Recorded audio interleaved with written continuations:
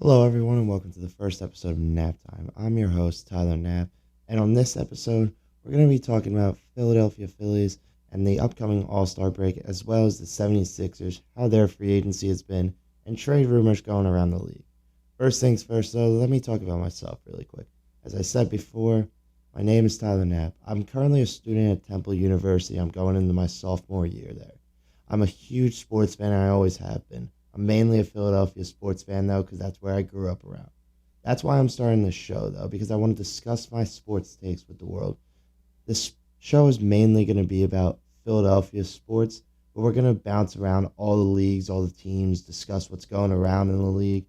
But again, it's mainly going to be Philadelphia, because that's what I know the most about. My goal is to bring in friends that also want to discuss their sports takes as well. Not just Philadelphia fans, though. I would also want to bring in other sports fans, maybe New York fans, maybe just rival teams of Philadelphia, and see what they have to say. The Phillies this year have been playing what I believe has been the most mediocre and inconsistent baseball out of any team in the MLB. Going into this year, they had higher expectations than any Phillies team in the past few years after signing players like Nicholas Castellanos, Kyle Schwarber, bringing in Corey Knable, bringing in a few relief pitchers. They had high expectations. Their win total was set at 86.5, which was higher than it has been in any year. You also had Bryce Harper coming off an MVP year. You had Gene Segura, a lot of players coming back from injury. So this team had great expectations. But now, nearly midway through the season, they're not even a wild card team right now. They're only 4 games over 500, I think it is at this point in time. And they're currently on a 4 game losing streak. So, starting from where I'm recording, a week ago they started what was arguably the biggest series of the year, a 4 game series against the St. Louis Cardinals. This first game against the St. Louis Cardinals, July 8th, they won 2-0, and the offense was carried by Alec Boehm, who had his first career multi-home run game and drove in both the runs. So he had 2 solo home runs, and they won 2-0. Adam Wainwright threw a gem for the Cardinals as he went all 9 innings and still got the loss, only allowed 2 runs. Wheeler threw a gem for the Phillies. He went 7 innings, 5 strikeouts, 5 hits allowed, no runs, only 1 walk. And then the next day, they play the Cardinals, and again, Alec Boehm plays hero. He drives in the only run in the game with a sac fly to right field in the top of the ninth to win the game. You look at the pitching matchup, Phillies had Kyle Gibson on the mound that game, also threw a gem, went 7 innings, which is what you rarely see from Kyle Gibson because he is the most inconsistent pitcher on this Phillies team. One game he'll throw a gem, the next game he'll allow 5 runs. But he bounced back after his last start against the Cardinals, in which he allowed 4 straight home runs, which was only the 11th time that had happened in MLB history. So it was great to see him perform that way. So you're up 2-0 in the biggest series. You're up 2 games in the wild card at this point. And then you go into Sunday, another game against the Cardinals, and the Phillies went up 3-1. They had a good start to the game, up 3-1, and then they lost 4-3. So Pujols hit a home run. Forget the other run. I think it was an RBI single from someone. But then in the bottom of the eighth, they had a sac fly. Veerling made a catch in center field. He made a pretty solid throw to the plate, and Real Muto tagged him, and he was called. The runner was called out originally. I think it was Dylan Carlson trying to score at the plate, but he was called out originally. They looked back at it. Carlson got his hand in, and he was safe. So that gave the Cardinals the lead in that game. And, well, Phillies lost because they couldn't hold on to the lead. They had a bullpen game going. They had Nick Nelson start the game. He went 2 innings, allowed a run. He did fine. Familia, which is rare for him, allowed no runs in an inning. He had 2 walks. He has been not good this year, though. And then Christopher Sanchez, he allowed 2 runs, which kind of hurt. And then Bellotti, he came in, he pitched an inning. And then Sir Anthony Dominguez, who has probably been their best relief pitcher all year, was actually the one who struggled the most in this game.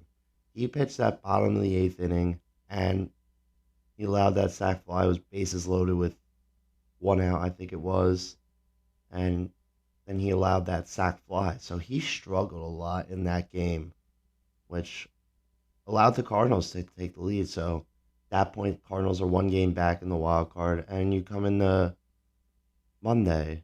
So Monday, last game of the series against the Cardinals, again, the biggest series of the year.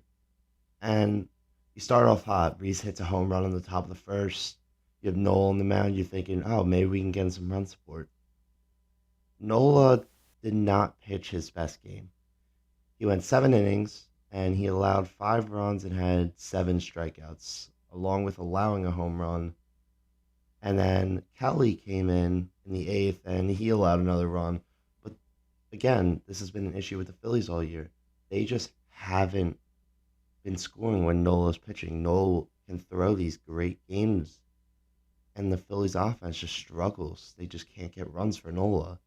So at that point, you're tied with the Cardinals for that last wild card spot. And you go into Tuesday. You play a struggling Blue Jays team, and you think this is a series that you either got to split or you just got to win.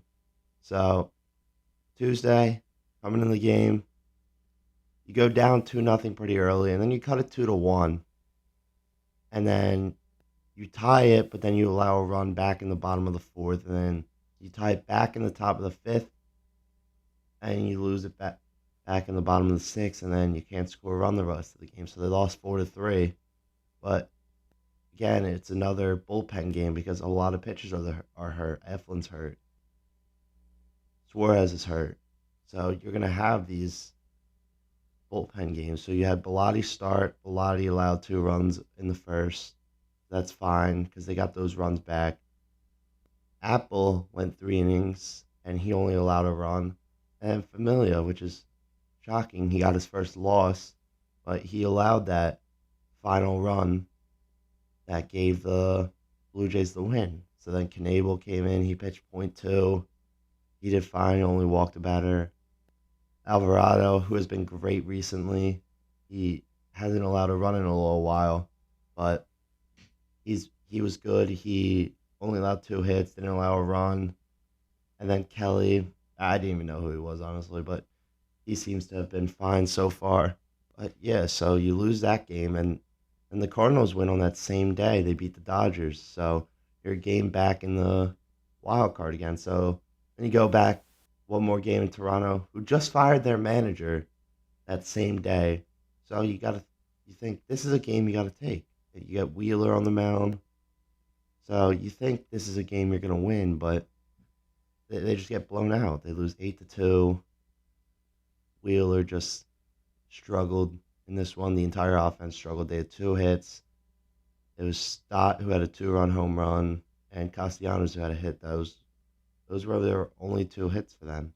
Wheeler struggled. He allowed 6 runs and 4.2, which is not common for him. Everybody has those bad starts, but he struggled in that game, and it happened. So you look at where this team's at now. I believe they're a game back in the wild card. They're actually half a game back in the wild card behind St. Louis, coming in on an All-Star break. Thankfully, St. Louis has lost 2 in a row. The Phillies have lost 4 in a row, though, with the series coming up against Miami. So if this series against Miami, they have always struggled in Miami. Again, the last time they played in Miami was with Girardi as the manager, and he was not a good manager. So this first game against the Marlins, which for me is tonight, you guys will be seeing this probably after the Marlins series is over. But this first game, they face Sandy Alcantara, who right now is the favorite for Cy Young. So he has a 1.73 ERA. He's 9-2 currently.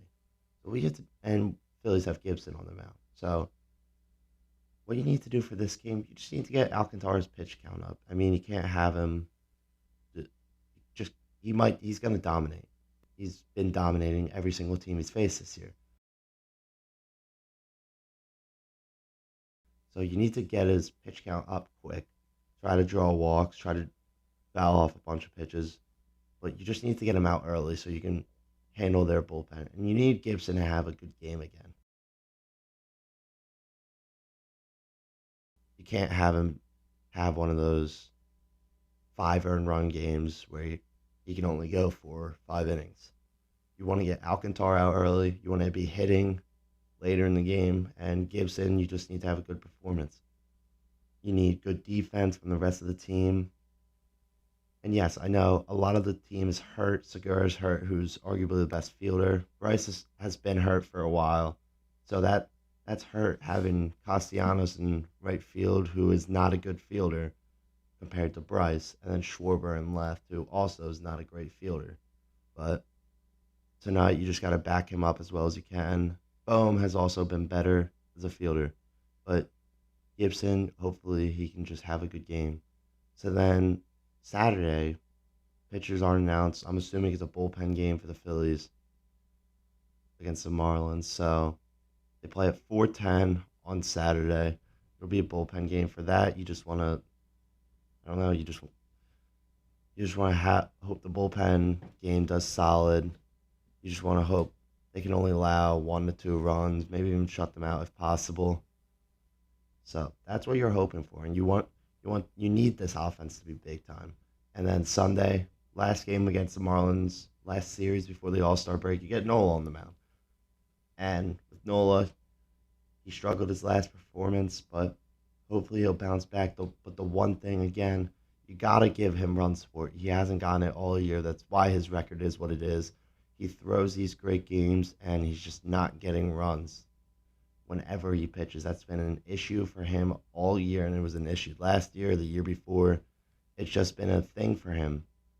You gotta give Nola that run support when he throws these great games, because there's a lot of times he'll go 7 innings and he'll pitch a shutout, and then Phillies just don't score a run either though. So then Nola will bring it into the eighth, and they'll score a run finally, but he'll get the loss because the Phillies offense just wasn't there all day. That's been the common theme for him this year. He's been a great pitcher all year. You just got to figure this out, get him some run support.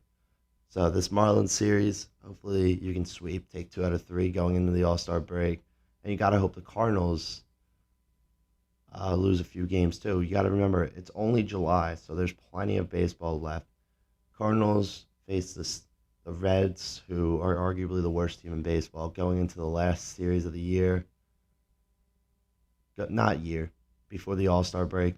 So hopefully the Reds actually just swept the Yankees. So hopefully the Reds can keep battling with the Cardinals, maybe take 2 out of 3 from them. Phillies do the same thing with the Marlins. That's what you need to end this 4-game losing streak. You just want to end on a series win, head into that All-Star break, and figure everything out. So the next thing I want to talk about, though, Zach Wheeler is not an All-Star this year. Zach Wheeler has been fantastic all year. I mean, it's ridiculous how he is not an All-Star. You look at some of the pitchers. Luis Castillo made it because the rule in the MLB, each team has to have one representative in the All-Star game. So Castillo is that for the Reds, but he hasn't been pitching long enough. So I think Wheeler definitely got screwed here. Because you look at some of the pitchers that are in the All-Star game. You got Max Fried. There's some guys that honestly deserve it. Alcantara deserves it. Kershaw deserved it. Musgrove deserved it. But Fried, yes, he's a great pitcher, but I do think Wheeler should be over him in this All-Star game. Castillo, I think he should be over. I mean, I think it's honestly kind of ridiculous that Wheeler is not an All-Star.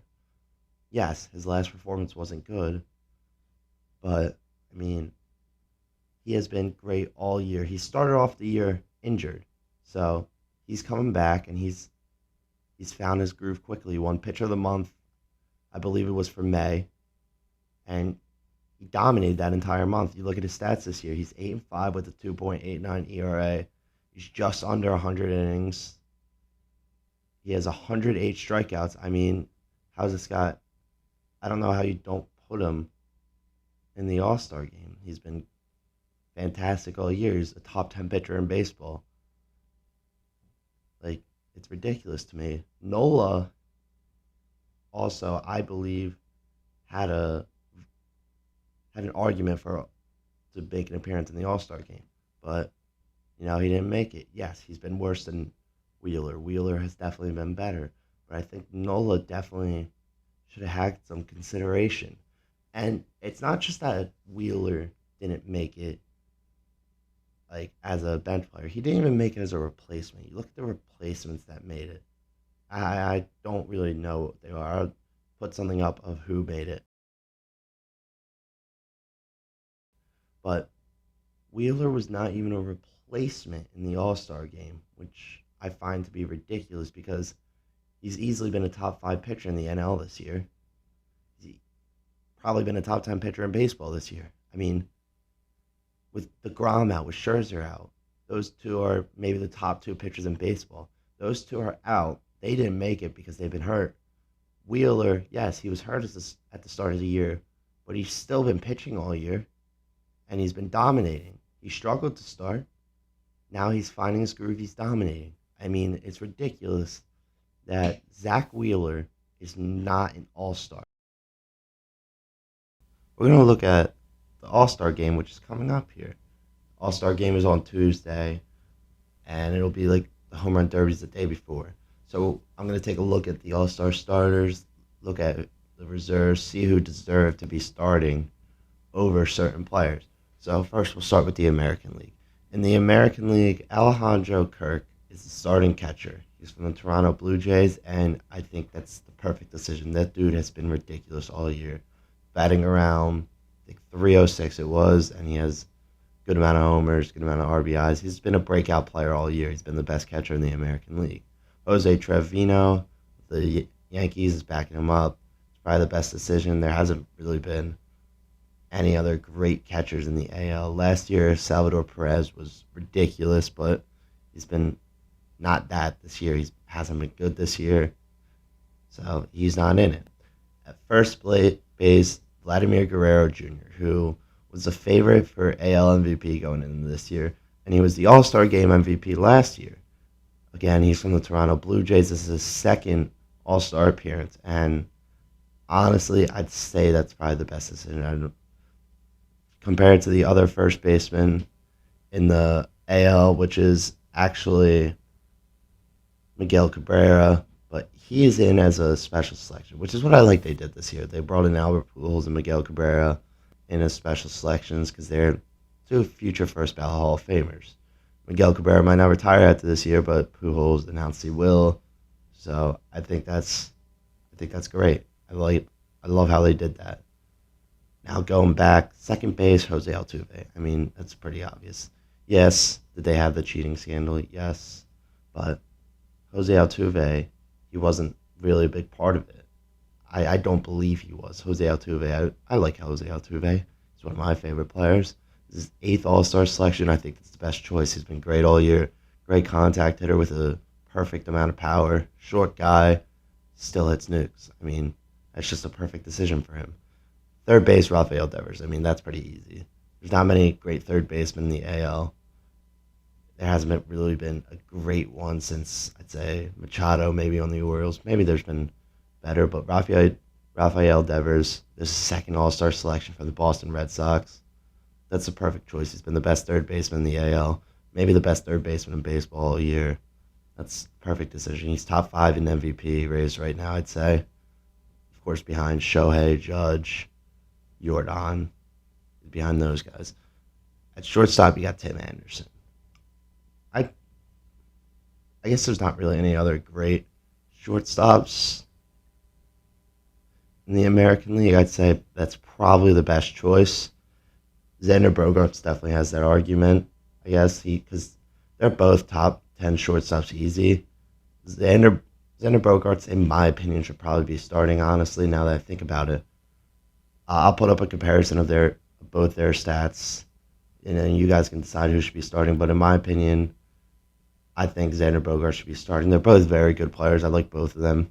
But Xander Bogaerts, in my opinion, is the best shortstop in the American League, and Xander Bogaerts has more games played. Tim Anderson's missed a lot of games. So, and Xander Bogaerts is hitting, I think, 315 on a contract year. Hopefully, the Phillies can bring him in next year. I'd be completely happy with that. But yeah, I'd say Xander Bogaerts should be the starter there. But I don't hate the Tim Anderson decision. And then we moved to the outfield, the American League. Two of them are very obvious: Mike Trout from the Angels and Aaron Judge from the Yankees. I mean, Aaron Judge is arguably the MVP favorite right now. Dude's been ridiculous all year. He's got about 31 homers. He's leading the league in homers. He's batting around 290. He's driven in a lot of runs. I think second, third most in the league, somewhere along those lines. Mike Trout is Mike Trout. I mean, that dude is the best player in baseball. It's not really hard to vote him into the All Star game. That dude was hurt all year last year. He's coming back and he looks better than ever. He's batting around 300. He's got about 25 home runs, lots of RBIs, but he's on a bad team. I think he needs to get out of there. And then same with Shohei. I think they both need to leave the Angels. That team just seems cursed or something. And then Giancarlo Stanton in the outfield. He's also starting. This is his fifth All Star game. And honestly, in my opinion, I don't like that he's a starter. I don't think he should be a starter. I think there's other guys that definitely should be a starter over him, but they voted him in, and I guess he's starting. I don't really know why, but he's in. He was on a really bad streak. He was hitting 130 over like a month span, but he had a lot of homers. I mean, I can see how Yankees fans just voted him in, and he got a lot of votes, so he's a starting left fielder. Again, left field is a very, very weak position. You don't see many good ones anymore. The best one is probably arguably Tyler O'Neill, and he hasn't been that great this year. But you look in the outfield, it's very strong, but left field is just a weak, weak position. So we move to the NL here. For the starting catcher for the NL is Wilson Contreras, and that's weird to me. So JT Realmuto made it last year, but he has been struggling hard this year, so he's not an all-star. Wilson Contreras has been great this year, though, but this is his third all-star selection, actually, so he has always been a good player, but honestly, I did not expect him to be starting in this NL All-Star game. I mean, you look at the other, not even a backup catcher. Oh, wait, yes, there's Travis DeArnard. I don't know how to say that last name, but the Braves catcher, this is his first All-Star game. He used to be a Met, won a ring last year with the Braves, so he's the backup catcher for them. So I'd say probably Contreras starting, best choice. Get moving on the first base, Paul Goldschmidt. I mean, that's pretty obvious. That dude's the favorite for MVP in the NL. It's not even close. Dude's batting around 340. Got a lot of RBIs. He's hitting a lot of homers. He's having a great year for the St. Louis team. I mean, maybe the best year of his career. Easily the MVP favorite. I mean, that dude's just ridiculous. It's the seventh All-Star game. Used to be a Diamondback, was traded to the Cardinals. That dude's been great. You haven't heard much about him in the past few years. He hasn't been awesome, but he's been, again, that very good player that the Cardinals needed, and now he's been ridiculous this year. He's finally stepping up. It's been outstanding. And then second base, Jazz Chisholm. I mean, second base, usually Ozzie Albies will be the second baseman for the Braves. From the Braves, he'll usually be the starter, but he's hurt. He fractured his wrist, I think it was. So Jazz Chisholm's the starter, and he's been solid. He's batting around 250. He's got a lot of homers, but most of the Marlins don't like him a lot. I mean, there was a report going around saying that the Marlins had a meeting featured around Jazz Chisholm and how he's not a good person, not a good locker room presence, how he thinks he's cooler than everyone else, but he's an all-star this year. A good young player. He'll be good for years to come. Third base, you have Manny Machado from the Padres. And I was talking about him earlier. I was saying how you haven't seen many good third basemen in the AL since Machado and the Orioles. Machado was traded from the Orioles to the Dodgers a few years ago, and he was actually the final out in, I think it was the 2018 World Series. You can look that video up. It's funny. But this dude has been labeled a dirty player, which he kind of is. But Machado has really stepped up this year with Tatis out, and he's having a great year, an MVP year. He's what people say the second favorite for NL MVP this year. He got hurt for a little. He was out for a week or two. He's back now, and he's probably behind Goldschmidt for that MVP race. They're both having fantastic years. Machado's batting around 300, I think it was. This is Machado's sixth All Star appearance. He's been great third baseman forever. Probably maybe the best fielding third baseman after Arenado, maybe, but they're both ridiculous.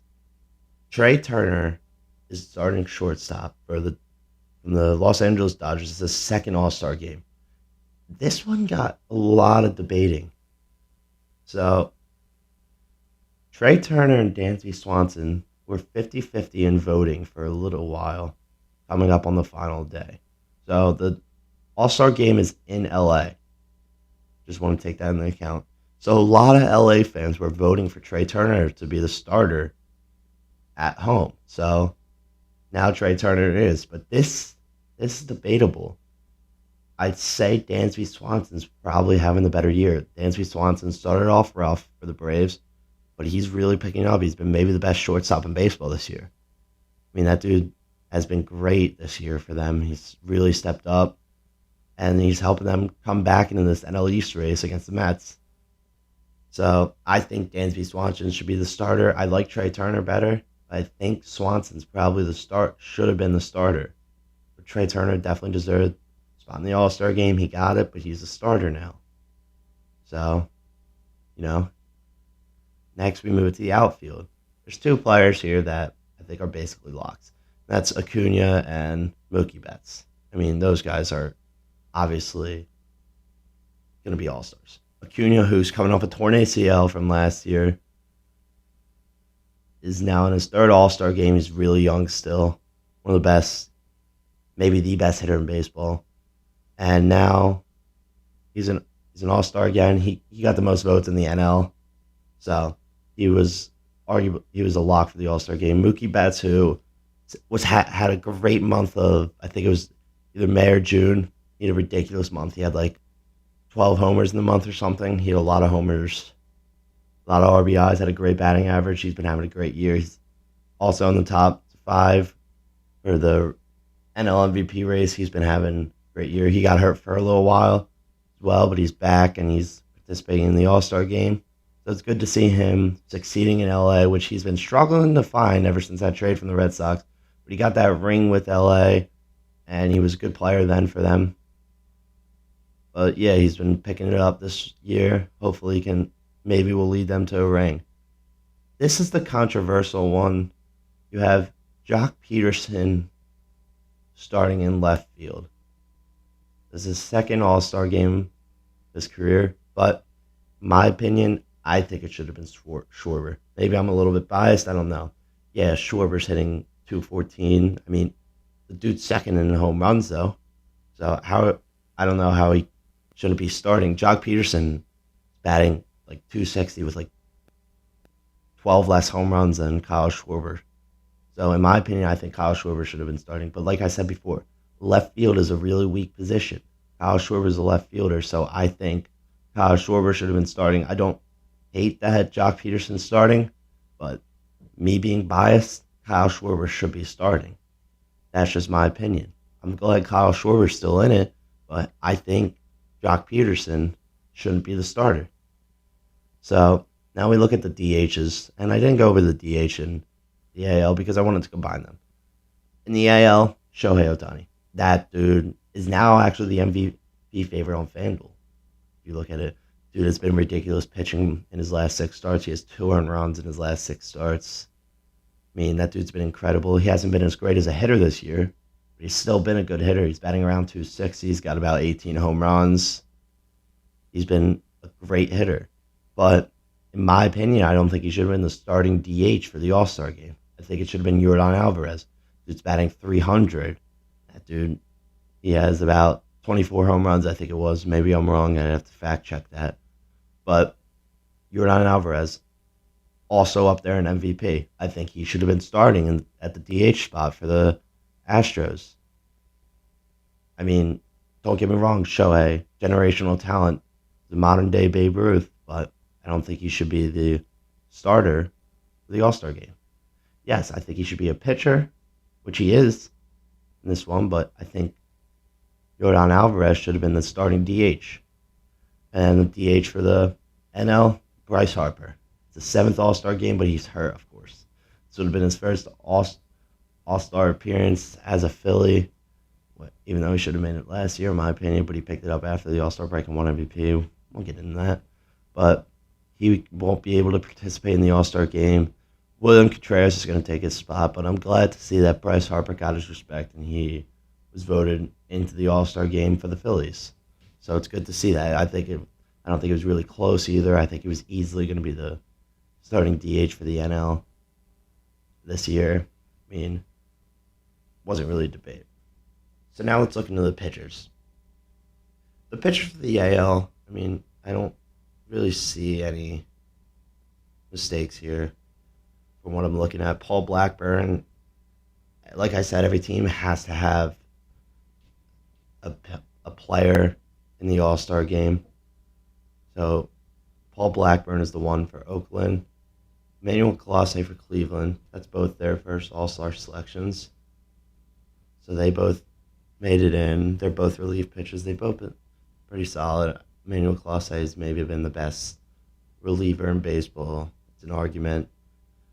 And then Clay Holmes, who has been a great relief pitcher for the Yankees. I mean, that dude has, I believe it's a nasty sinker. That dude has great pitches. He has some disgusting pitches. And then you look at some of these other guys. Jorge Lopez, I don't even know who that is, honestly. He's an all-star for Baltimore. And then Gregory Soto made it last year. That dude's also he's also a very good relief pitcher. I mean, that dude's nasty. I would play MLB The Show. That dude's untouchable in MLB The Show. Then you look at the starters.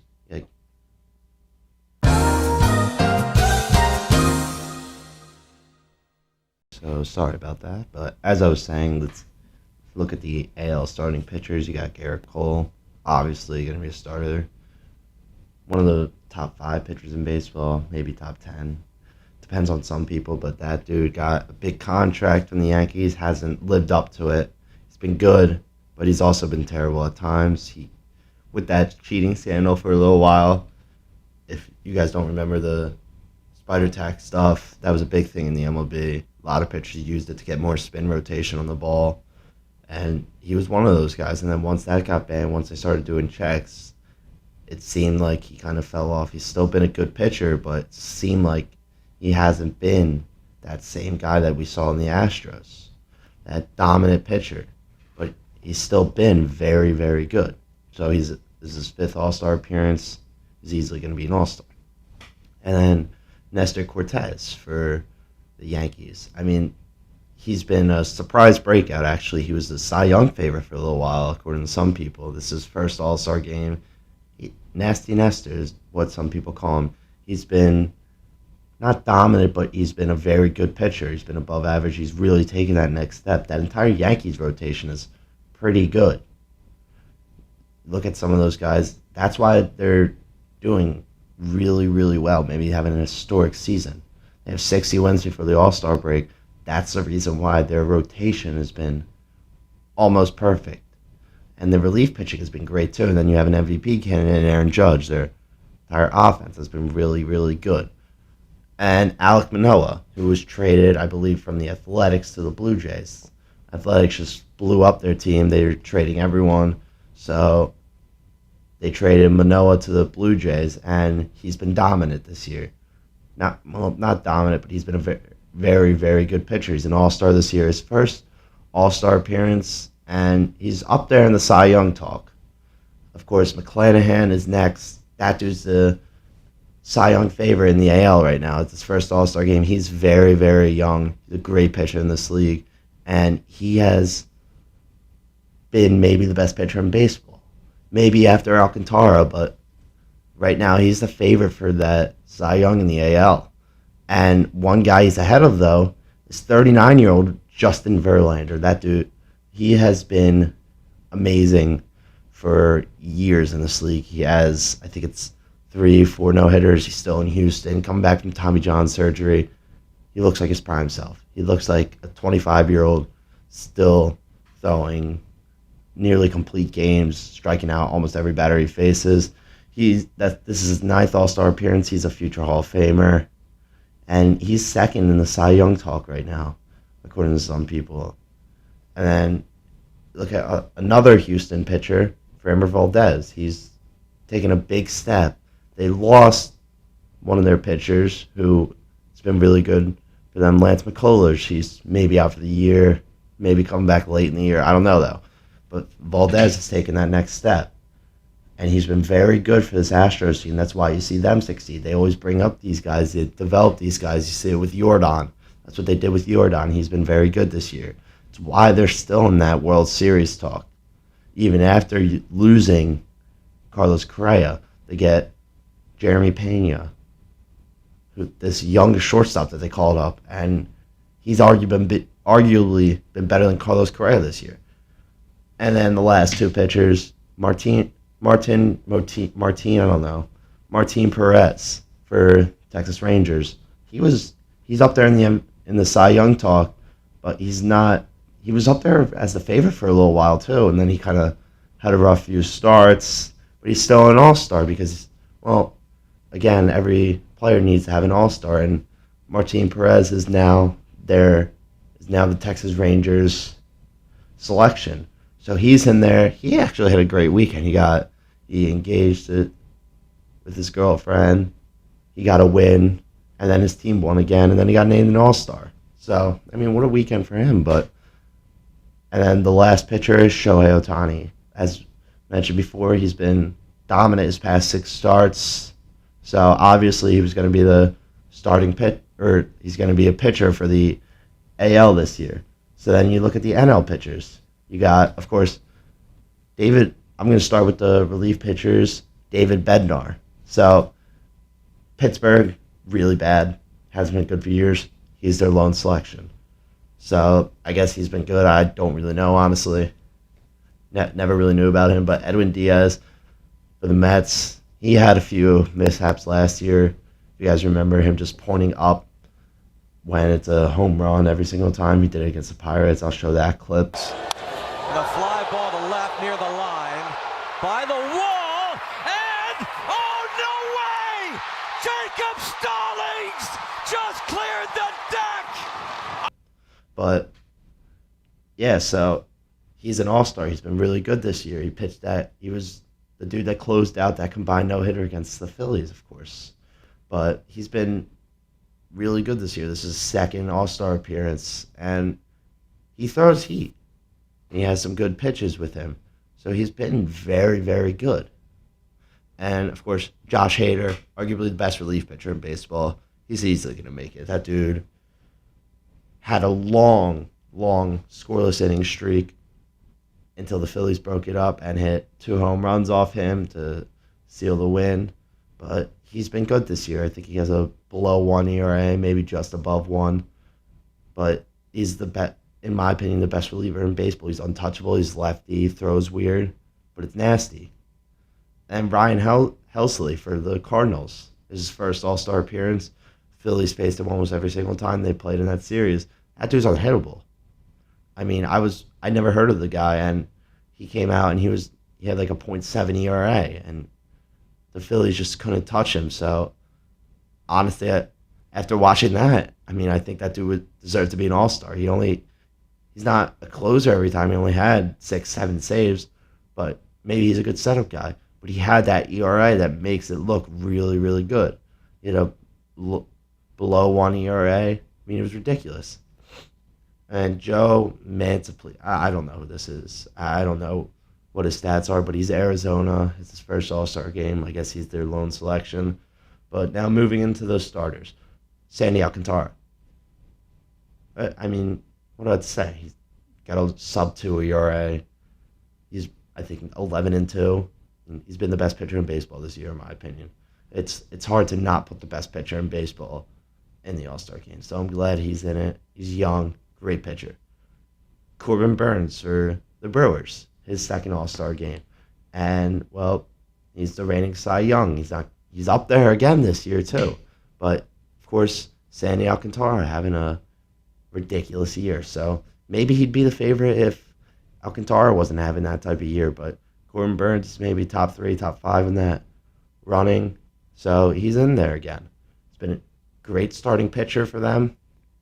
It's good to see him succeed. And then Luis Castillo, this one's BS in my opinion.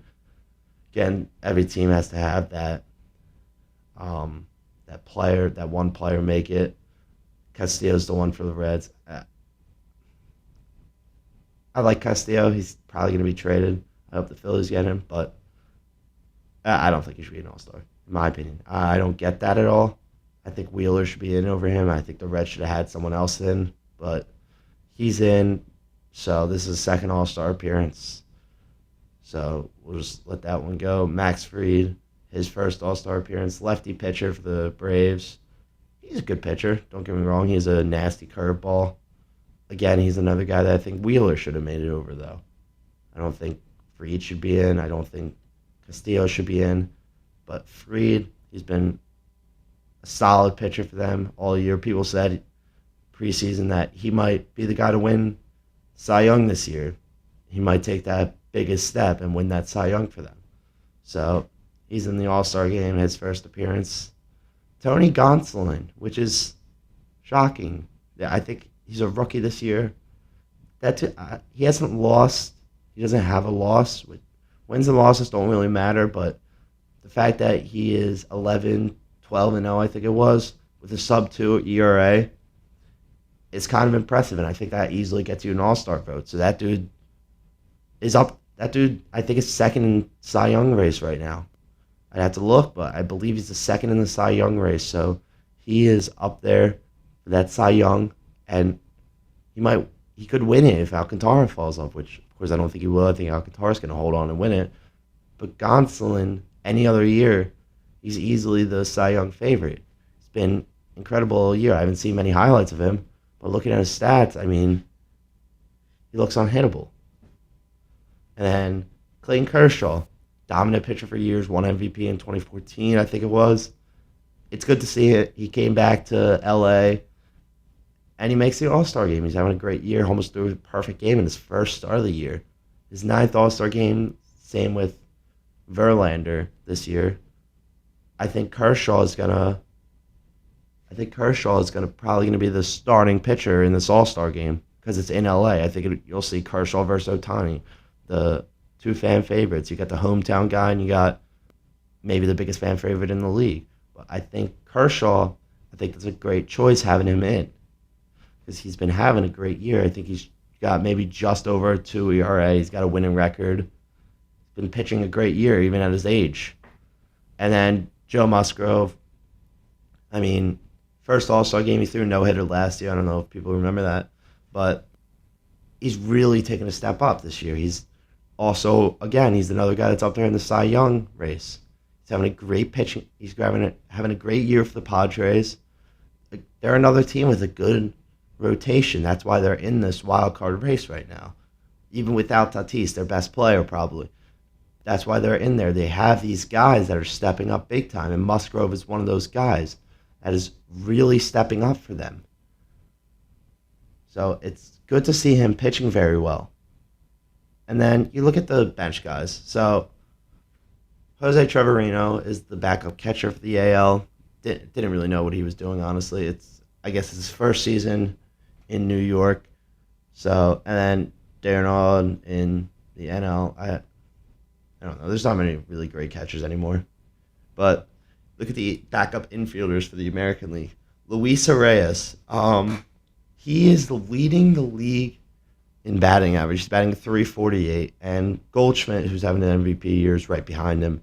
So he's up there. That's why he's in. He's from the Twins. It's his first All-Star selection. Xander Bogaerts is in there. As I said, I think he should be the starter. Tim Anderson coming off the bench.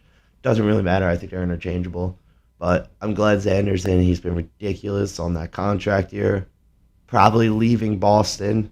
So he's in there. Miguel Cabrera's in there, special selection, because the commissioner actually said that they should have special selections. It's like what they did with Kobe Bryant a few years ago in the All Star Game. It's like what they did with Dirk and D Wade in their final years.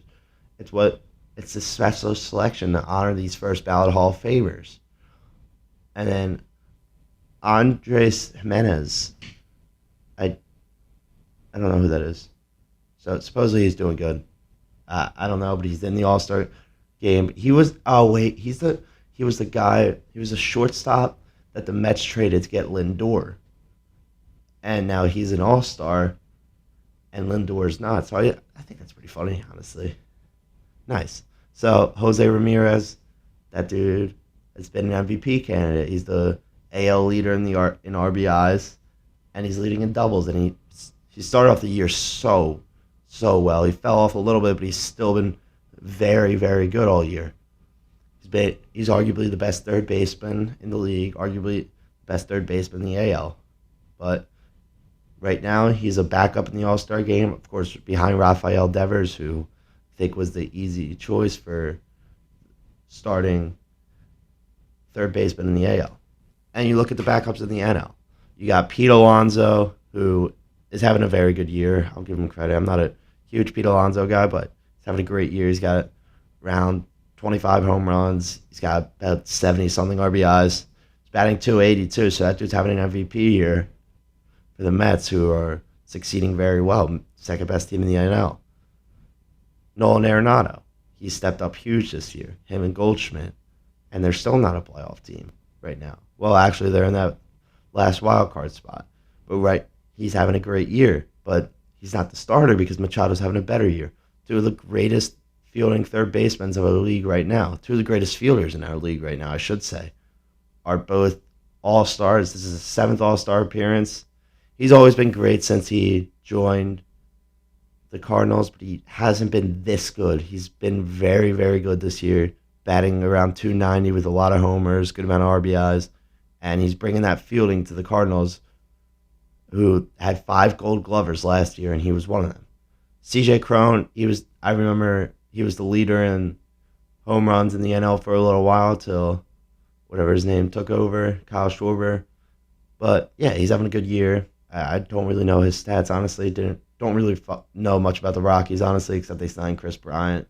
But he's been good. He's an all-star now. Jeff McNeil, he was struggling the past few years. I remember he's finally found his groove, I guess, this year. So he's batting, I believe, over 300. And now he's a backup in the All-Star game. He's a second baseman for the Mets. It's a second All-Star game. So not a big fan of McNeil. I don't really like anyone for the Mets. So it's hard to say. It's good to see him succeed. But then Pujols, again, this is his 11th All-Star game, and it'll be his final one as he's retiring after the year. Easy first ballot Hall of Famer. That's why he's in that special selection. He actually just hit a home run against the Phillies the other day. But yeah, it's good to see him in. I like what they did with that. So it's cool to see him in the All-Star game again. And then Dansby Swanson, who I said again should probably be starting in this All-Star game. He's been insane all year. He's maybe one of the best shortstops this year in baseball.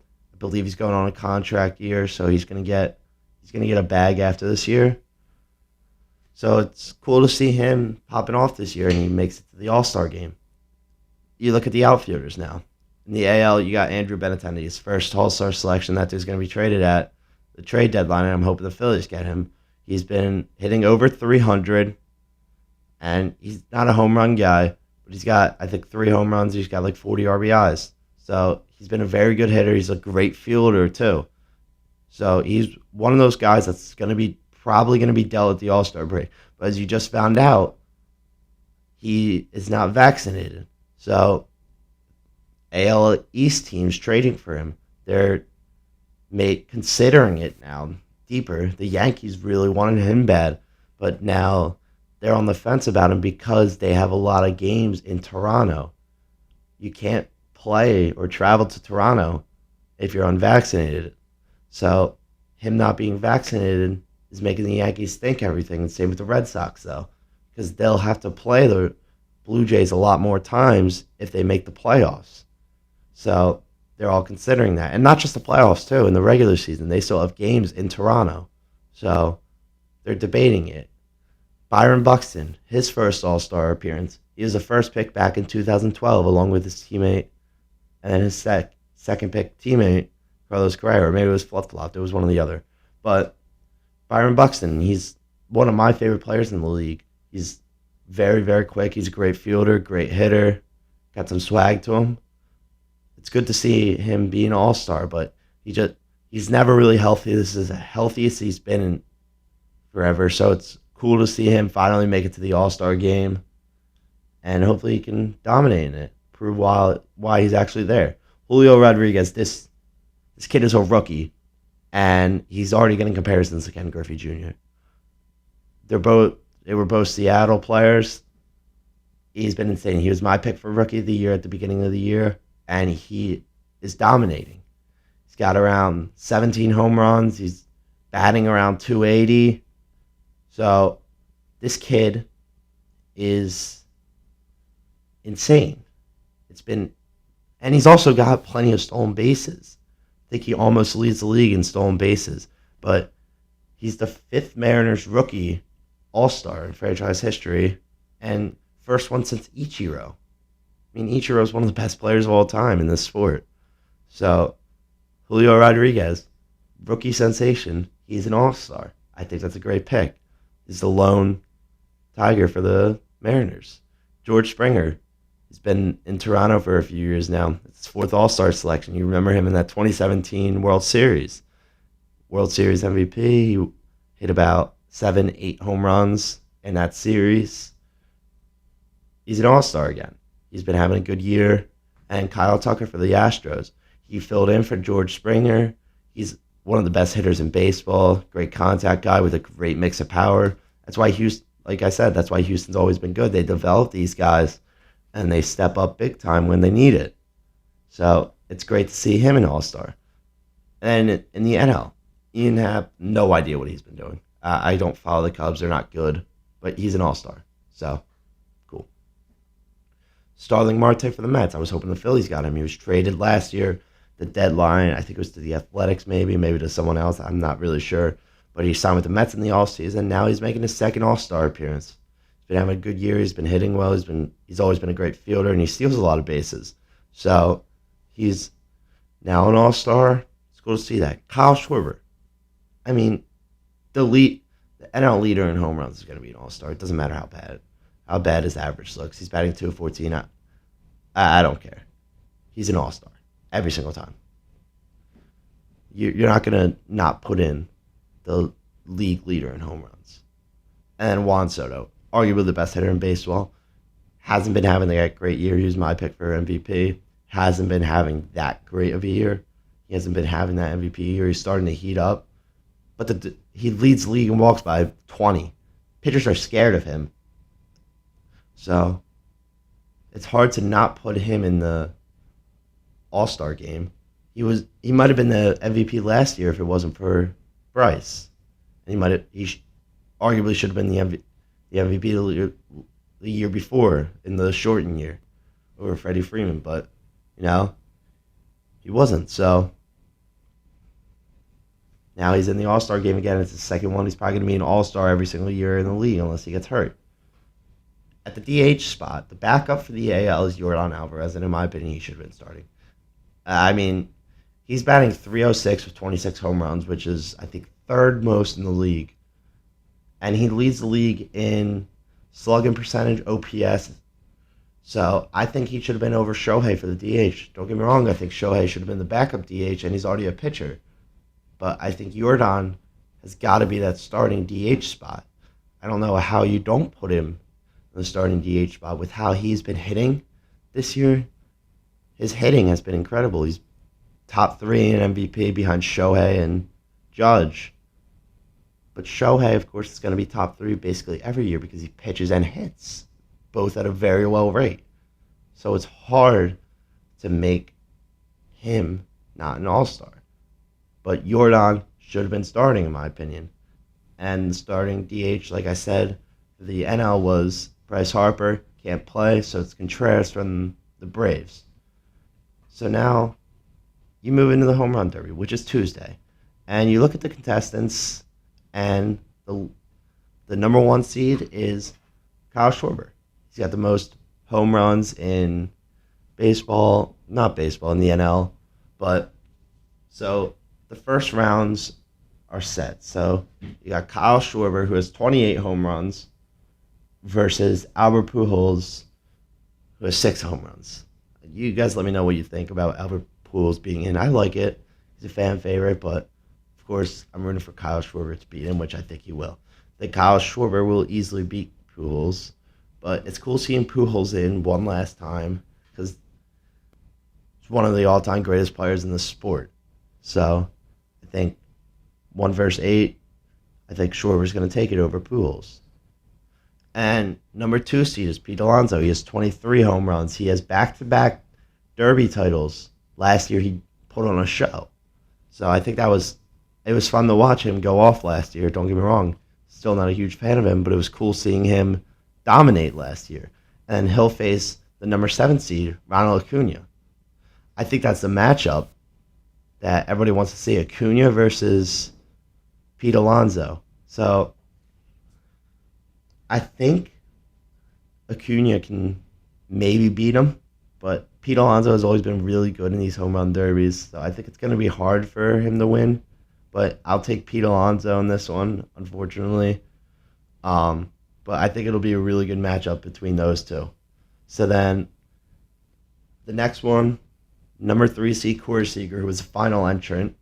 He has 21 home runs this year, and he'll be facing the rookie Julio Rodriguez. I think this one could be really fun to watch too. It's going to be fun seeing the rookie go up against a dude who's on a new team, just signed. But I honestly think Julio Rodriguez is going to take this one.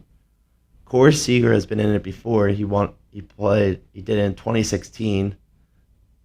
So now when he was on the Dodgers back then, and then he signed a big contract this year with the Rangers. Hasn't lived up to it, but he's still been performing pretty well for this Rangers team. But I think Julio Rodriguez is going to beat him, honestly. I think Julio Rodriguez could go to the finals, in my opinion, honestly. But I don't think he will. But Rodriguez, I think, beats Corey Seager in this first round. And the final matchup is the 4 versus 5. You got Juan Soto, who has 19 home runs, versus Jose Ramirez, who has 5. And I think Juan Soto is going to win this one. Juan Soto participated in it last year. He was the 8th seed against Shohei, I think it was. He beat Shohei in a home run off. So Juan Soto has 19 home runs this year at this point, and Jose Ramirez has 17. So I think Juan Soto is going to win. I like Jose Ramirez, but I do think Juan Soto definitely takes it, and I think he takes it pretty easily, honestly. Jose Ramirez, I just don't think he'll know. Like, he's a great hitter, but I don't think he'll be able to hit as many home runs as Juan Soto. I don't think he'll be able to keep up with him. So I think Juan Soto will take it, and you move on to the second round. You know, it would be Schwarber versus Soto, and then Alonso versus Rodriguez. I think Schwarber and Alonso would win. I think Alonso would beat Rodriguez pretty easily in the home run derby because that dude just puts on a show. Rodriguez, he could stand a chance, but I think Pete Alonso just knows this a lot too well, so I think he'll take it. And Schwarber, I mean, he's been hitting home runs off everyone this year, so I think he'll take it pretty easily against Soto. So then Schwarber versus Alonso, obviously I would want Schwarber to win, but I think it'd be really hard. I think it'd honestly go to a home run off. So they'd each get, I think it's 3 swings, and whoever has the most home runs in those 3 swings wins. I think Schwarber can take it, but honestly, I think Pete Alonso would get his 3rd straight. So I really want to see Schwarber win this, but I think Alonso definitely gets his 3rd straight this year. It's going to be fun, though. I think everybody's going to put on a show. It'll be fun. It'll be a fun little thing heading into that All Star break. But I really hope Schwarber can win it, but I think Pete Alonso's the favorite for it, in my opinion. He's won 2 straight. I think he's just going to take it again. So that's just my prediction. You guys can leave your predictions. But then, last thing I want to talk about in the MLB is my World Series prediction. So, unfortunately, I have the Dodgers making it because they haven't been the best team in baseball, but they probably have the best roster in baseball. But then, a shocker who they're going to play, I think they're going to play the Blue Jays. I think the Blue Jays, who just fired their manager, are really going to turn it around. So you see other teams that fired their manager before the All Star break. The Phillies did it with Girardi, and they really have bounced back so far after being 8 games under 500 with him as the manager. And now they're 4 games over, almost heading into the All Star break. But I think they really bounced back. Angels did it with Joe Madden, but they haven't bounced back. They've maybe gotten worse, honestly. So it's just hard to tell. But I think the Blue Jays, who just fired their manager, I think they do find their groove. I think Vladdy heats up in the second half. I think he'll put up a good performance in the All Star game, so that'll give him some confidence. And I think these other guys are really going to step up. I think Manoah is going to dominate the second half. I think their relief pitching is going to step up big time. They've had a lot of injuries this year. I think Kirk's going to keep it going, though. I think, all these guys. Last year they had Simeon, who's a lot better than their second baseman this year. But I think all these guys are going to figure it out. I think Bo Bichette's going to step up big time. You're going to see a lot of these guys step up and make these adjustments that they have to do in order for them to succeed at that level that they were expected to. So I think they're going to take that first wild card spot. And I think they're going to win that. I think they're going to win their first series. So I think they're just going to figure it out, and I think they're going to go all the way. But I think the Dodgers will take it against the Blue Jays. But I do think the Blue Jays can definitely turn it around. Obviously, a lot of people's pick is Dodgers versus Yankees, but I don't think that'll happen. So you guys let me know what you think, but those are just my predictions, honestly.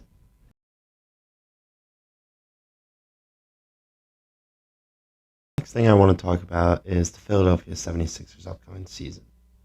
Last season ended in heartbreak again. Second round exit yet again. Third time in 4 years, something like that. So, you see, they got swept by the Celtics a few years ago.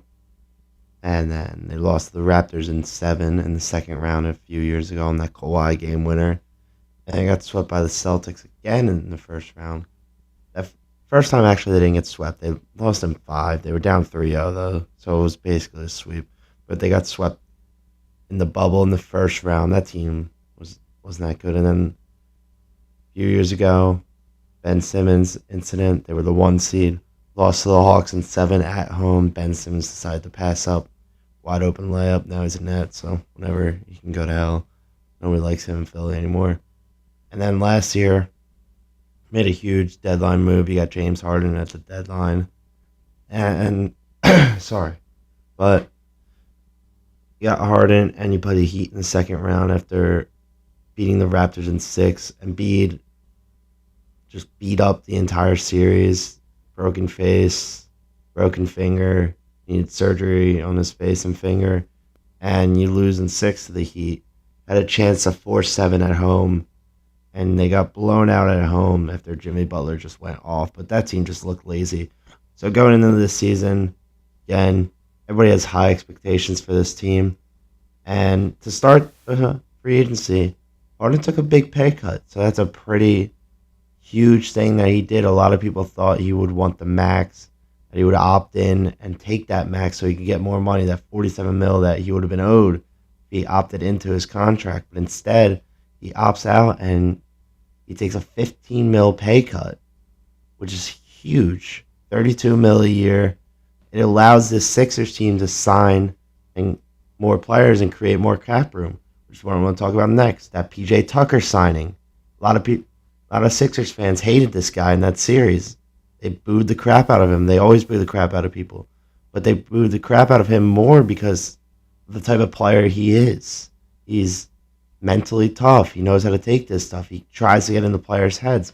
And that's a huge signing because that's exactly what Embiid said this team needed. He said they needed those mentally tough players, and they went out and they signed PJ Tucker for 3 years, which I think is a bit too many because he's already 37. So they're going to be paying him 11 mil a year while he's 40. Don't get me wrong, I still like the signing, but I think they should have done 2 years. But 3 is fine. I'll take it. I love that signing because he'll fit in perfect here. He's one of those dogs that Embiid said they needed again. He's a good corner shooter. He's a good defender. He likes to get in the players' heads, so he's great to have on our team now. And then Daniel House, he's a good 3-and-D player. Bringing back these players from Harden's Rockets days. Daniel House is a good 3-and-D player. He can shoot it decent from beyond the arc, and he can play defense. He's not one of those guys that'll get in the another player's head, but he can lock up on defense. He'll be a huge help for this team and create more space a little bit. And then at the draft, the Sixers traded their first-round pick, the 23rd pick, and Danny Green for DeAnthony Melton from the Grizzlies. DeAnthony Melton is young. He's 24 years old, I think it is. He averaged around 10, 14 points per game, somewhere in that range last year, on this number 2 seeded Grizzlies team that was really young and really good, really talented. And DeAnthony Melton shoots it pretty well from beyond the arc. He's another 3-and-D player. He's going to be a guy coming off the bench. He's going to be a good rotation guy. He's going to fit in well here. He's going to create more spacing for this team, more spacing for Embiid to work and then kick out if he needs to. And he has those guys that can knock down shots. So this team, I think, can be very good. Again, you got Tyrese Maxey still developing. He's going to, third year, he's going to be even better than he was in his second year. Second year, he averaged around 17.5 points per game. This year, I think he can go for 20. I think he can be an all-star this year. I think he can go for 20 points, 2 rebounds, maybe 4 assists.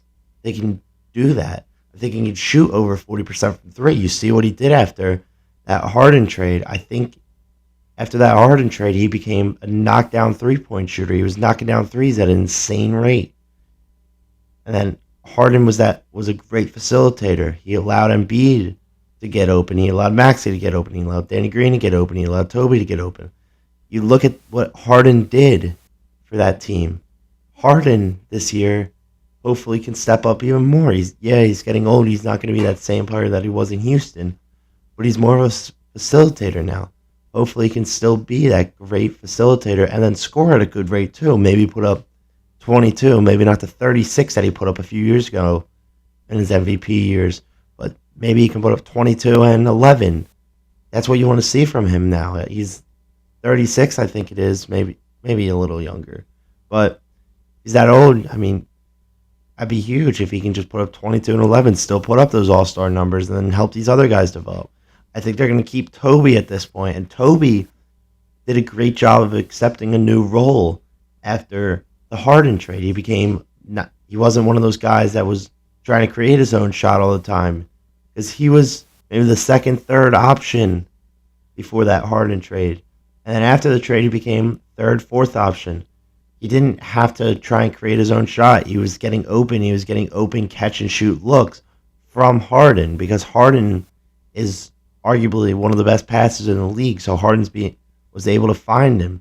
Every now and then, yes, Toby would create his own shot. He would post up a little guy, and then he would go to work. But he became maybe a catch and shoot 3-point shooter, and then he became maybe a pump fake, one dribble pull up guy. And then every now and then you'll see him go to work because they'll have a play set up for him. This team can be very good. This team has the talent, but I think they need to take that next step, and they don't have those mentally tough players, which is why they brought in PJ Tucker. So bringing in PJ Tucker is the biggest thing they could have done. He's basically Danny Green. They got rid of Danny Green. He's basically Danny Green on that contract.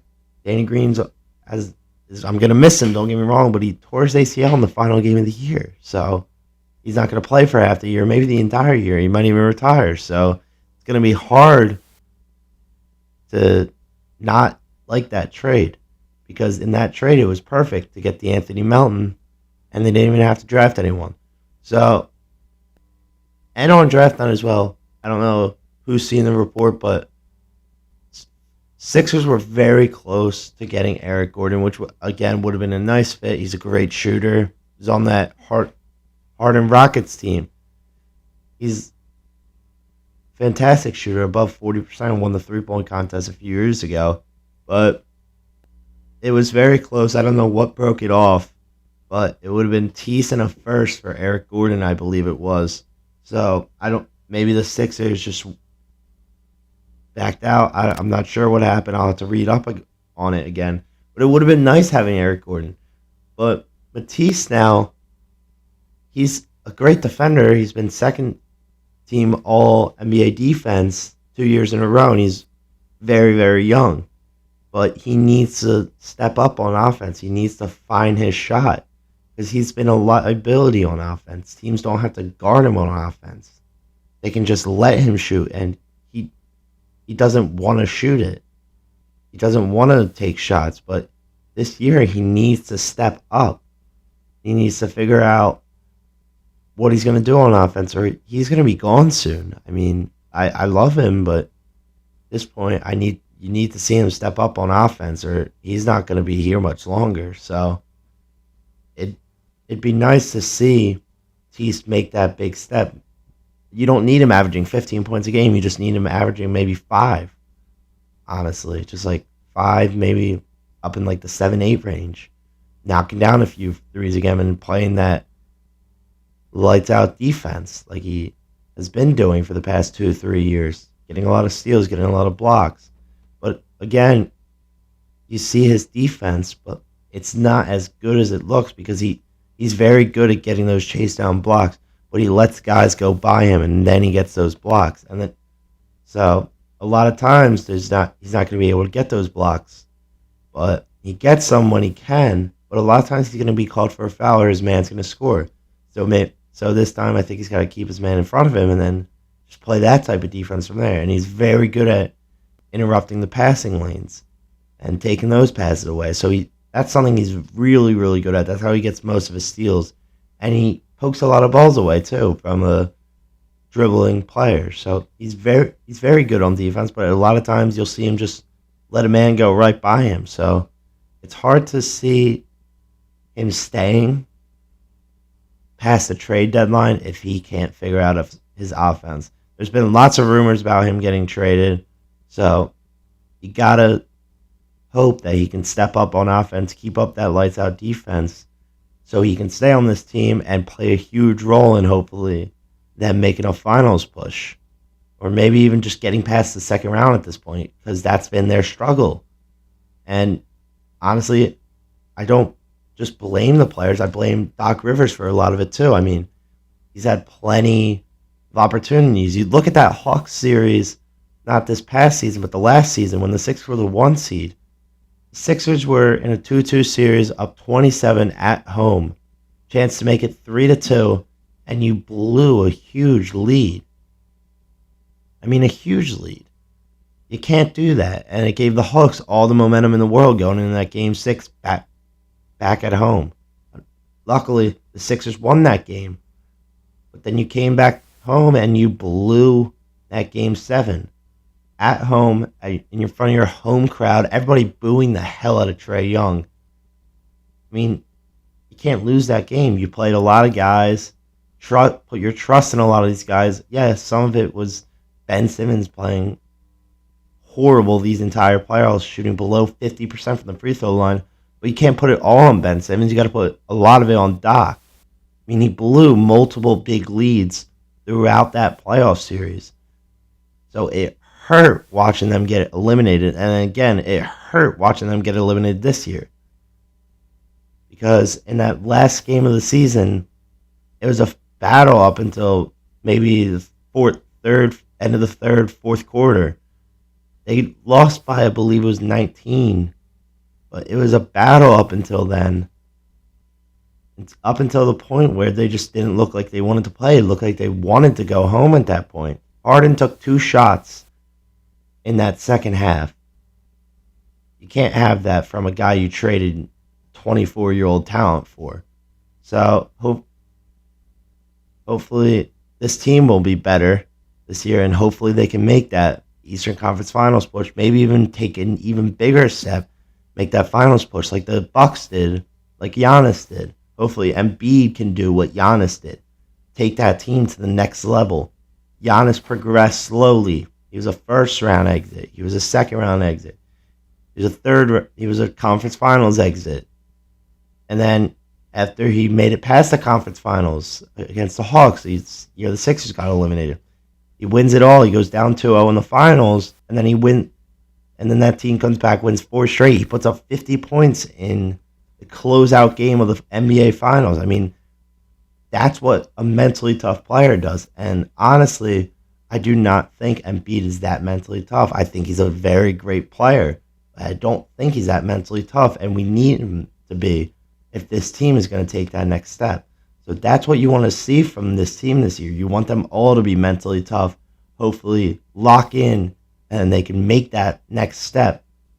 Maybe, and again, maybe even take that bigger step and win it all this year. That's what I'm hoping for this team. Do I think they can? Yes. Do I think they will? I don't think so. I don't think they can make that next step this year. Maybe the next year after, but this year I just don't think they have it in them. So I guess we'll have to find out.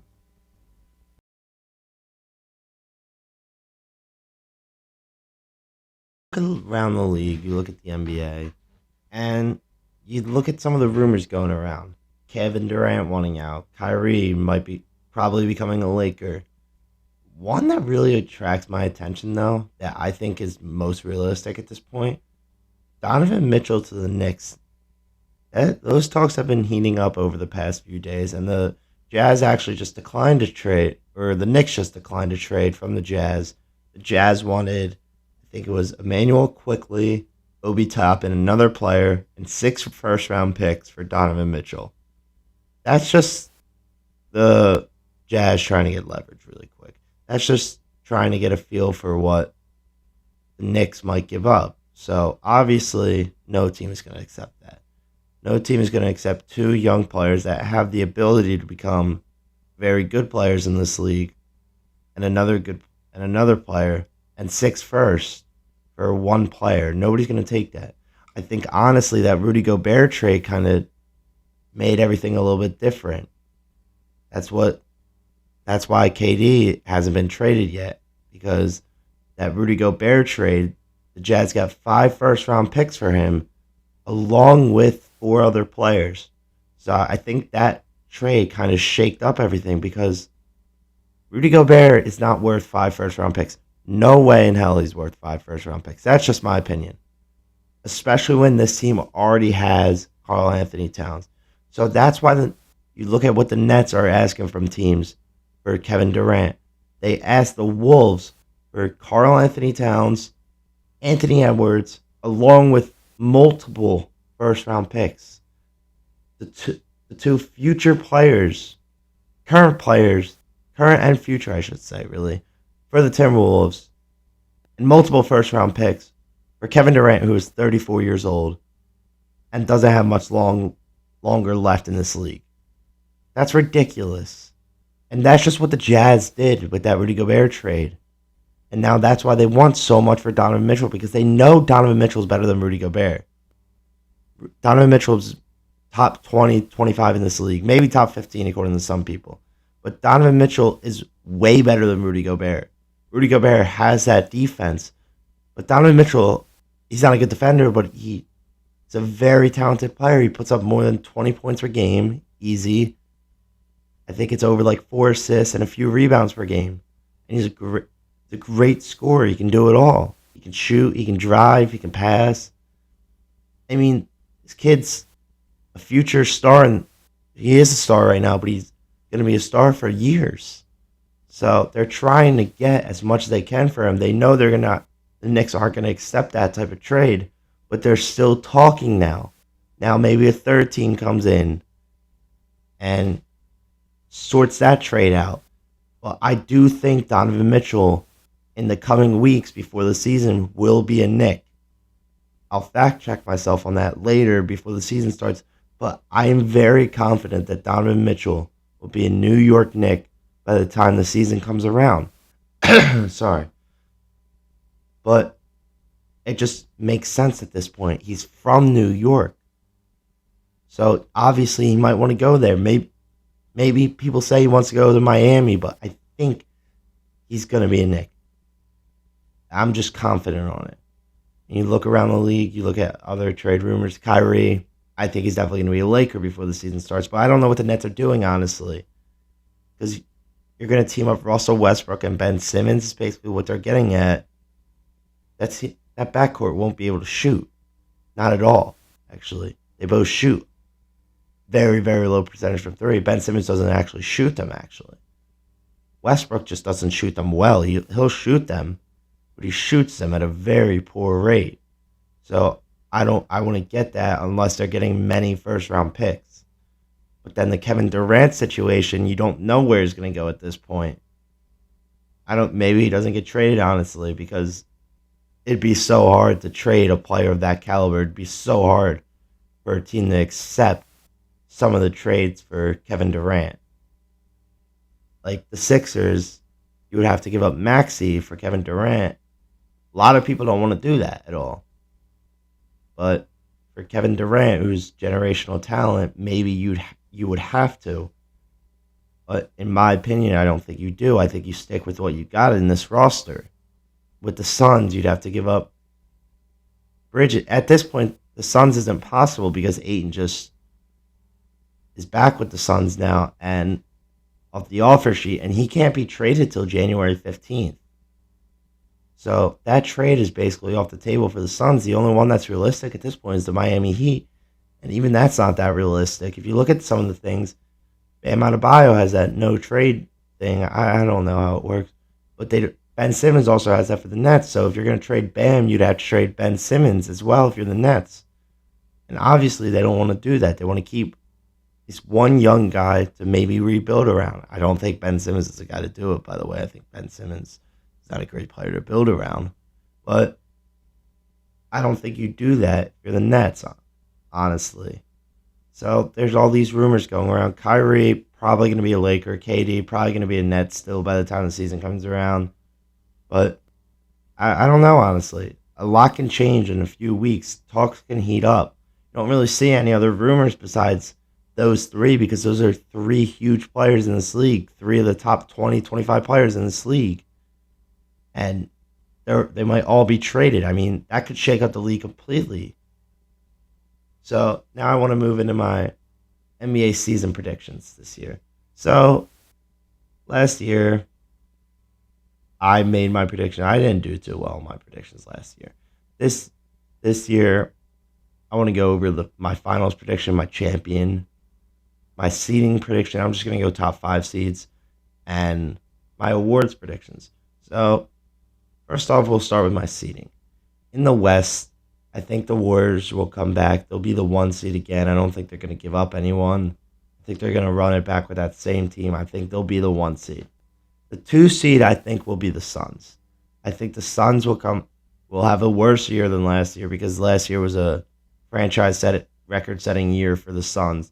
I think they'll be worse than they were last year, but still very good. I think they'll be the 2 seed. I think Devin Booker, again, will still be an MVP candidate, but I do think they'll be a little bit worse this year. 3 seed, I think, will be the Clippers. And the reason why is obviously, one, they're getting Kawhi back, who's a top 5, top 7 player when fully healthy, I should say. And Paul George will be fully healthy. And then you're getting John Wall, too, who is my favorite player in this league outside of the Sixers. But John Wall, he's not going to be that same guy. He's not going to be that same player that he was on the Wizards. But he will be a huge player on that team. He's going to be the third option. He's always been a great playmaker, and he has all these guys around him now. He's got Kawhi with him. He's got Paul George with him. He's got Zubac with him, who Zubac isn't special, but he's there. So I think the Clippers will be the 3 seed. I think the Clippers will be really, really good this year. 4 seed, I think, will be the Grizzlies. I think the Grizzlies will fall off a little bit from last year. Maybe not much, but fall off a little bit. They're still young. You got to take that into account.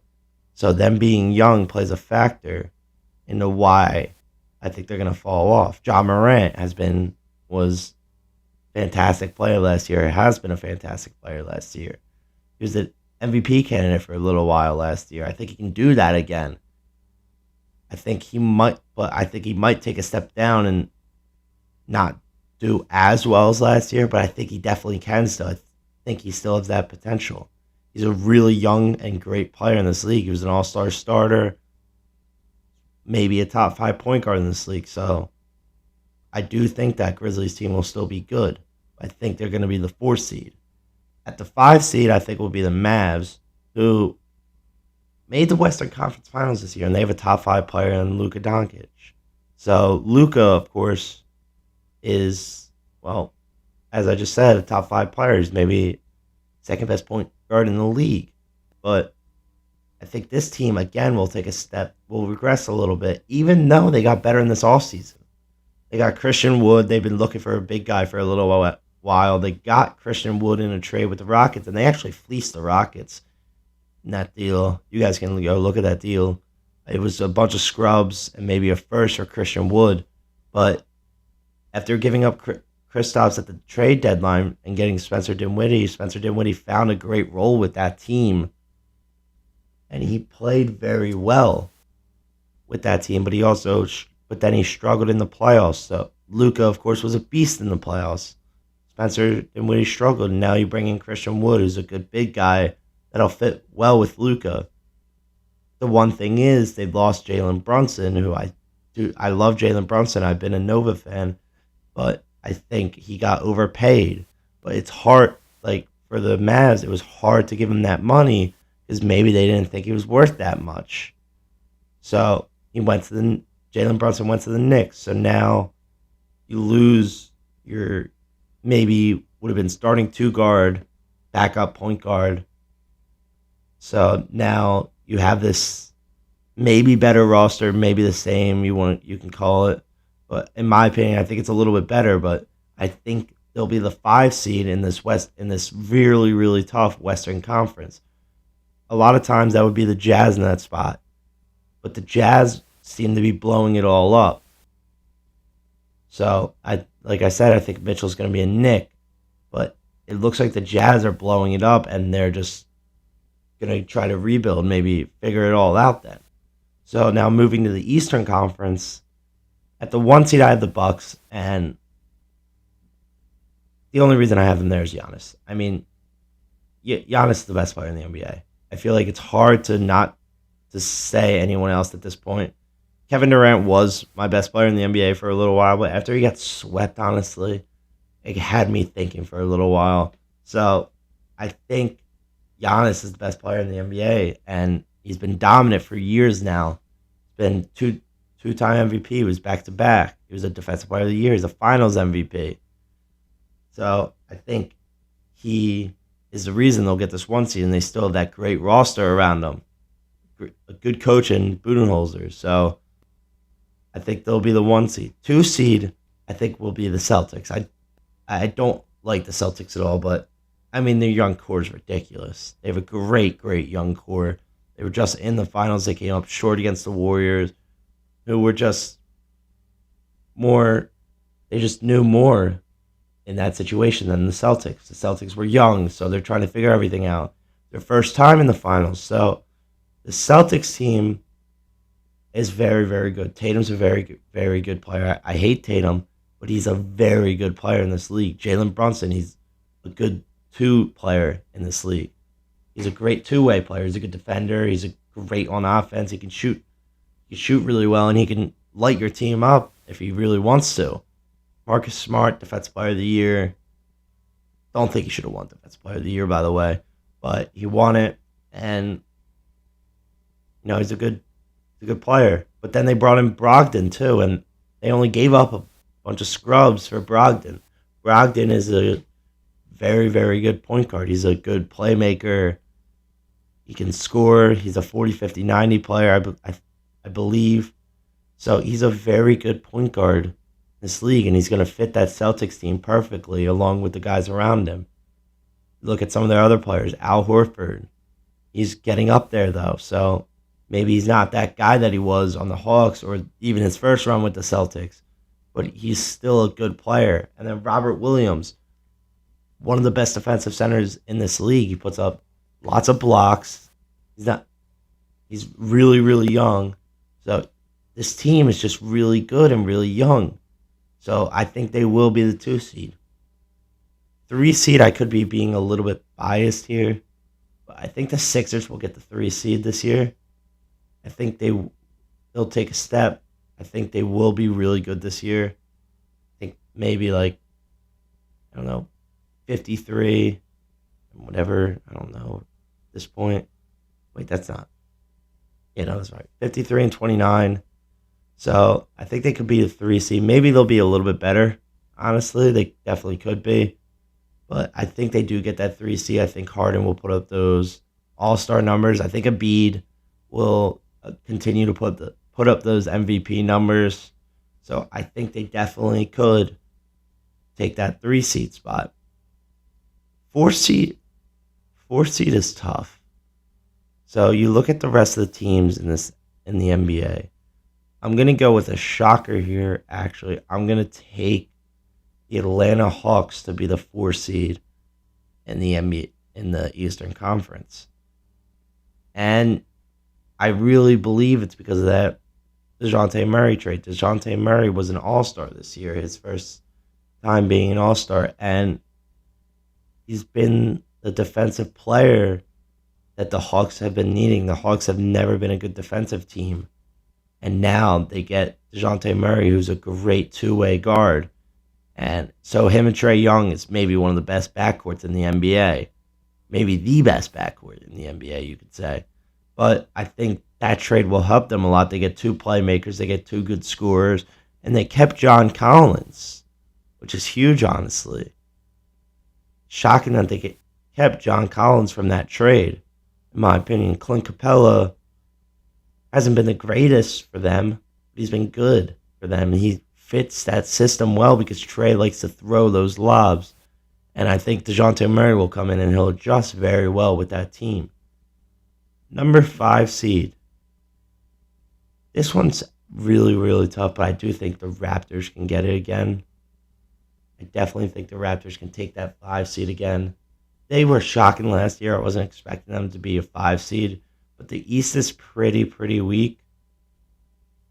Yeah, I'd say Raptors, definitely. Trying to think of the other teams that were good last year. But I think the Raptors will definitely take the... Oh, how am I forgetting the Heat, actually? I don't know how I forgot the Heat. I think the Heat will be the 5 seed now that I think about it. I think the Heat will definitely regress a lot. I think they had a really, really good year, but they'll definitely regress. But I think they'll take the 5 seed.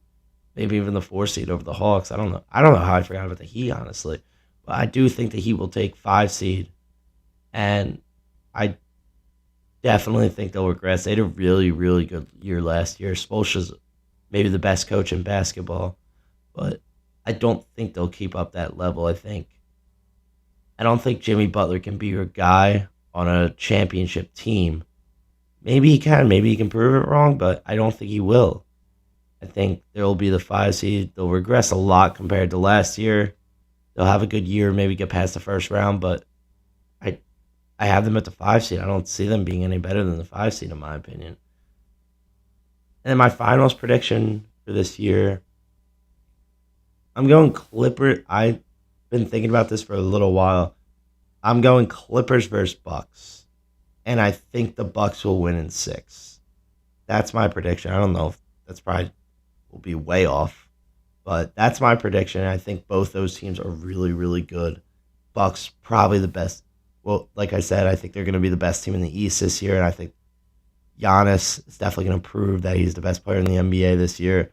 And I think the Clippers, Kawhi is going to prove that he's the top 5 player in this league, and Paul George is going to prove that he's top 10. John Wall is going to prove that he's still got it. All these guys have this motivation to come back, so I think that's going to be a huge part into why they make this championship run. I think Tyronn Lue is actually a really, really good coach. I didn't think he was on the Cavs. because he had LeBron James, but I think he actually is a really, really good coach. He turned this team around after that Doc Rivers firing. I mean, he's been that guy now. He took them to their first Western Conference Finals, and then they lost to the Suns. But I think the Clippers will take that step this year, make it to the finals, because they have Kawhi. Kawhi has been in that position before. If he can stay healthy, he can easily lead this team to a championship, and he's got all the right pieces around him. But I think they'll make it this year. I don't think they'll win it. I think the Bucks will be too good this year. Again, that's probably going to be way off, but that's my prediction to start the year with how it's looking, honestly. And then for the awards, my award prediction, MVP, I'm going Luka. He's one of the favorites right now. I do think he will win MVP this year. But again, he would have to have a ridiculous year with how I'm seeding them at the 5 seed. He would have to have a really, really good year to win that MVP. But I do think he has that type of year, and he leads them to a 5 seed. Maybe he does better. Maybe they do better in the West. But it's just so stacked. So I think he'll be the 5. I think they'll be the 5 seed, but I think he'll take that MVP. Rookie of the year. This one's tough. As you look at this draft class is pretty good in my opinion. My favorite player coming out of this draft is Jaden Ivey. But you look at a lot of these players. You look at Chet. You look at Paolo, Jabari Smith. All these players have very high ceilings. But I think the favorite, Paolo, and I think Banchero is going to take it. I think Banchero is going to be the Rookie of the Year. I think he's going to be the best player in this draft class. I don't think Chet can be really good, but he definitely needs to put on that muscle to be able to guard other NBA centers. He's got the height, but once he gets the muscle, he can be that guy in this league. He can be a top 5 center in this league. But I don't think he can without the muscle. He's really, really skinny. He almost weighs the same as me. And he's almost a foot taller. So I think he can still be really good with how skinny he is, but I think he definitely needs to put on muscle. But I have Banchero winning Rookie of the Year.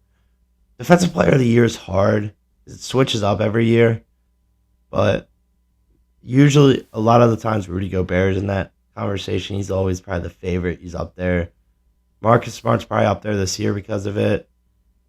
Embiid's sometimes up there every now and then. Davis is always up there when he's healthy. But one player that people are forgetting about is Miles Turner.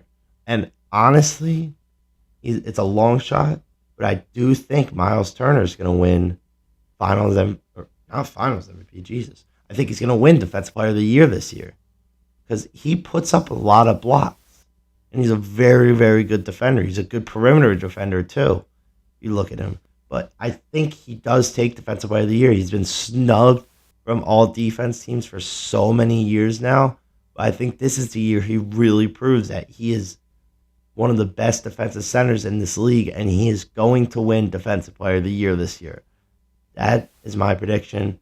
Sixth Man of the Year, honestly, I don't really know many sixth men. It can change his last year as hero. He's going to be a star this year, probably. I don't know with sixth Man of the Year. It can switch up a lot. I don't know who's going to win it, honestly. I don't really have a prediction for that one. Coach of the Year, again, I don't really have a prediction for. I don't really know who's going to win Coach of the Year. Those are the two awards that I don't really know much about, that I haven't done much research on. I've really done those first 3 awards because nobody is really following the Sixth Man of the Year award and the Coach of the Year award and the Most Improved award. Like, those aren't awards that people follow. People mainly follow Defensive Player of the Year, MVP, Rookie of the Year, because those are the 3 biggest awards that people want to see.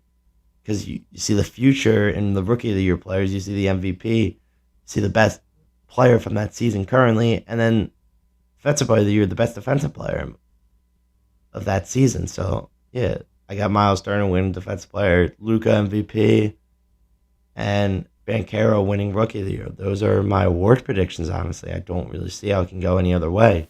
Maybe I'm very wrong again, because this is way before the season has started, but anything can change, anything's possible, but I do think that's what's going to happen. Hello, everyone. I just want to thank you all for watching this first episode.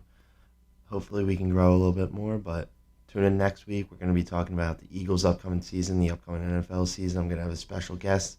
You're going to have to watch to find out. But we're going to go over our season predictions for the NFL, what we think the Eagles can do, and I'm also going to be talking Phillies and the MLB again. So get ready for next week's episode. Thank you all, and bye.